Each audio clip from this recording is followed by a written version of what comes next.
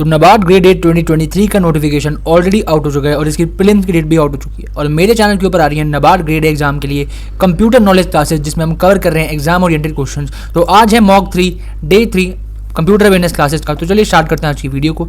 सबसे पहला क्वेश्चन है हमारे पास, dash is a unique name that you give to a file of information. इसका आंसर है यहाँ पे फाइल नेम।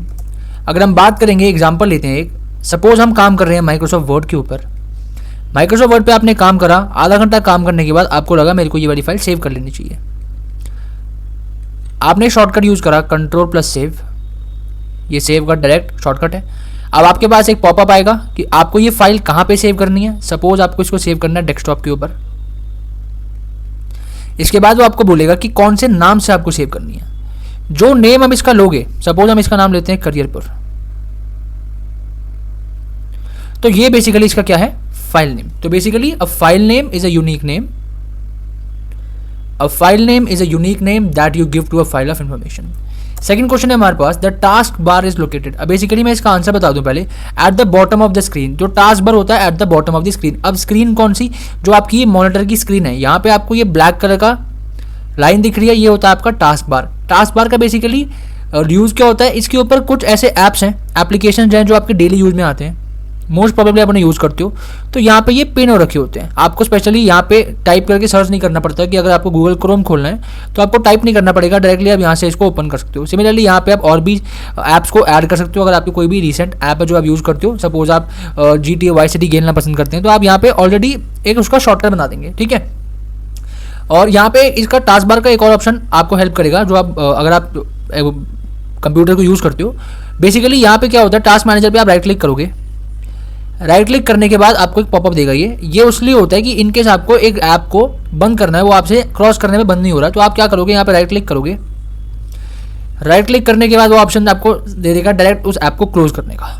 थर्ड क्वेश्चन है हमारे पास, which of the following is an example of connectivity. इनमें से कौन सा एग्जाम्पल है कनेक्टिविटी का। तो बेसिकली इसका आंसर है इंटरनेट के थ्रू आप कनेक्ट कर सकते हो कुछ भी, दो नेटवर्क डिवाइसेस को, दो नॉर्मल डिवाइसेस को, मोबाइल फोन्स को, पीसीज को आप कनेक्ट कर सकते हो इंटरनेट के थ्रू।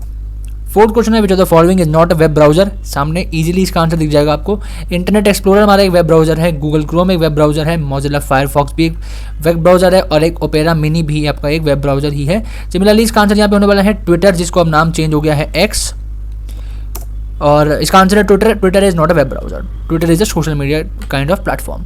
अगर हम बात करेंगे अगले क्वेश्चन की, dash is not a graphic file format that allows animation to be viewed on a computer. PNG एक एनिमेटेड बेसिकली इमेजेस को व्यू करने का फाइल फॉर्मेट है। GIF कुछ सेकंड्स के एनिमेशन को व्यू करने का फाइल फॉर्मेट है। EMF हमारी प्रिंटिंग में जो काफ़ी हाई HD वीडियोज़ होती हैं, HD वीडियोज़ या फिर इमेजेस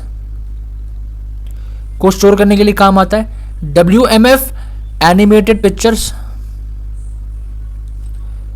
के लिए काम आता है। तो इसका आंसर बेसिकली यहाँ पे है MP8 is not a graphic file format that allows animation to be viewed in the computer.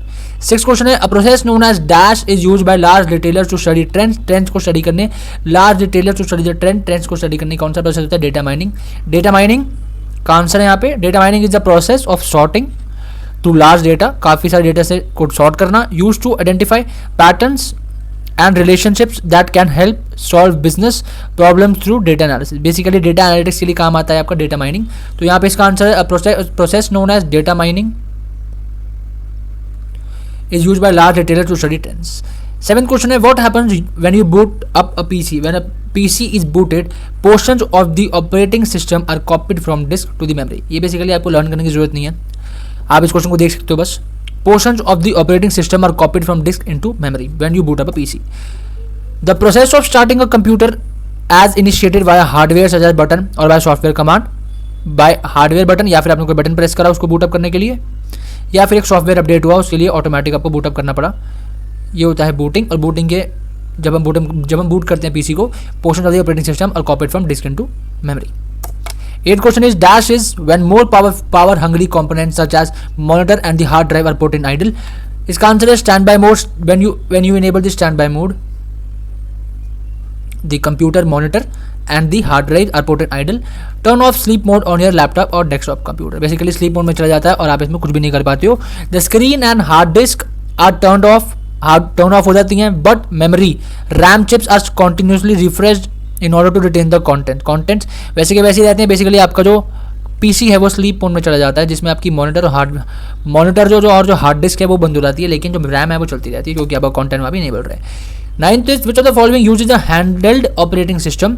Handled operating system कौन से इन कंप्यूटर्स में यूज होता है? तो बेसिकली इसका आंसर है personal digital assistant. Personal digital assistant हमारे शॉर्ट कंप्यूटर्स होते थे जो हैंडी होते थे, कहीं भी आप इनको लेके जा सकते थे. अर्लियर दैन मोबाइल जिनको यूज़ करा जाता था. अगर हम बात करेंगे पर्सनल डिजिटल असिस्टेंट की, personal digital assistant is a term for